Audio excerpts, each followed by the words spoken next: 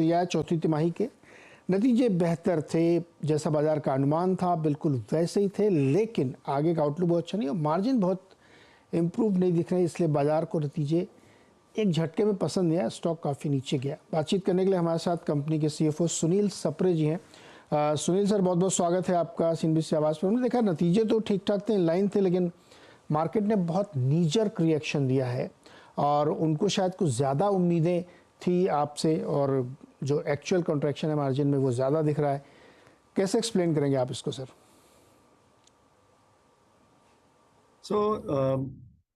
हमारे हिसाब से अगर आप देखेंगे ना, तो जो लीडिंग इंडिकेटर है ऑर्डर बुकिंग्स, TCV और ACV दोनों एज पर ट्रेंड और एक्सपेक्टेशन है। So those both the numbers are satisfactory.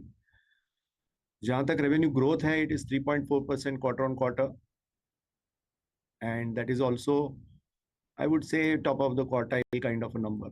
Now when it comes to margins, जहां जैसे आपने कहा कि मार्जिन में थोड़ा सा नमी है, तो that is mainly on the back of the ramp-ups that are happening in the recently won deals. और आप देखेंगे कि अगर रिसेंटली जो मार्केट में सिचुएशन है मैक्रो एनवायरनमेंट में, there is an opportunity for a challenger vendor like us where we can make significant difference in the transformation journey of clients, and which is where we are playing currently. लेकिन इस projects में last 2 quarters में जो deal wins हैं, उसमें on site ramp up काफी strong है और वो हमारे सब कॉन्ट्रैक्टिंग कॉस्ट में भी आपको दिखेगा। और because of that there is a short term you can say cost increase arising out of the subcontractors. जैसे ये सारे प्रोजेक्ट्स जो हैं वो on site to offshore over a period of time convert होंगे, which is where the actual benefits will accrue to the clients, and that is the reason why we have also added about 500 people offshore.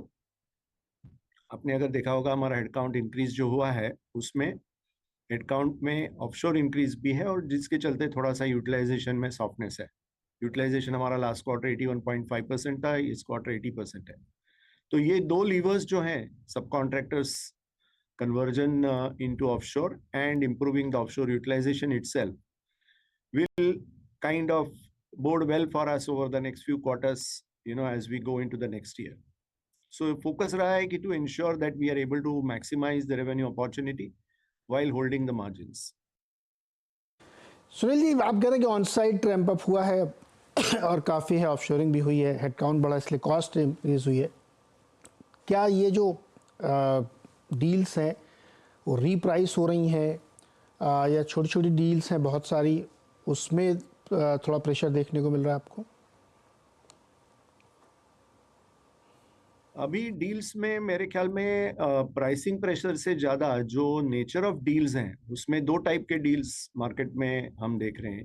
एक तो है कि carve out deals हैं, जो हम last 2 quarters में उसके लिए डिटेल में हमने डिस्कस किया है कि जब भी एक आध प्राइवेट इक्विटी कोई कंपनी को कार्व आउट करती है, तो उसको complete greenfield IT stack NS services के नेचर में हम लोग प्रोवाइड करते हैं।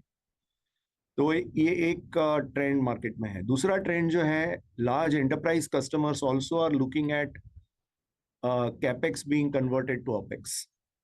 सो जब भी कैपेक्स कन्वर्जन टू ओपेक्स होता है, तभी हमारे P&L में आपने देखा होगा कि सॉफ्टवेयर लाइसेंस कॉस्ट भी बढ़ जाती है, क्योंकि we take the responsibility of providing the complete operating system and the environment to the customer.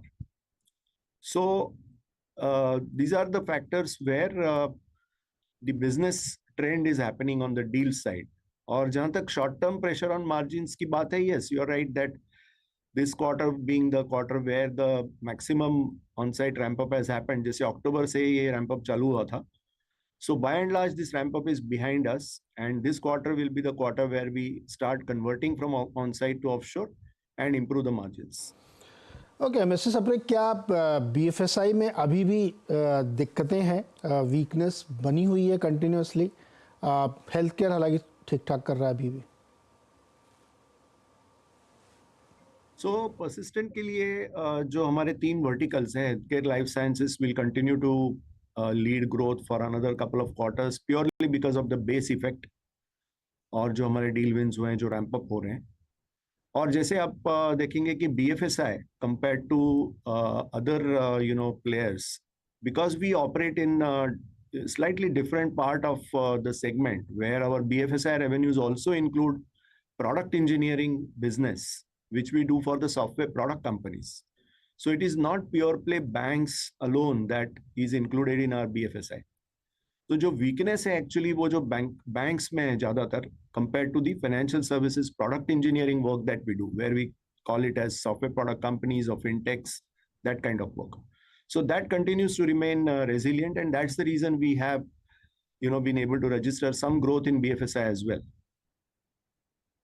So overall, if you look at it, it is healthcare life sciences followed by BFSI and software high tech जो technology companies sector है, that will take probably 1 or 2 quarters to come back to a growth which earlier software high tech used to be probably number 2 and BFSI was much weaker.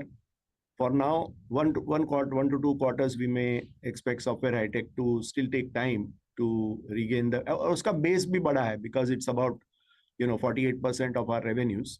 So percentage growth के हिसाब से वो थोड़ा सा soft है.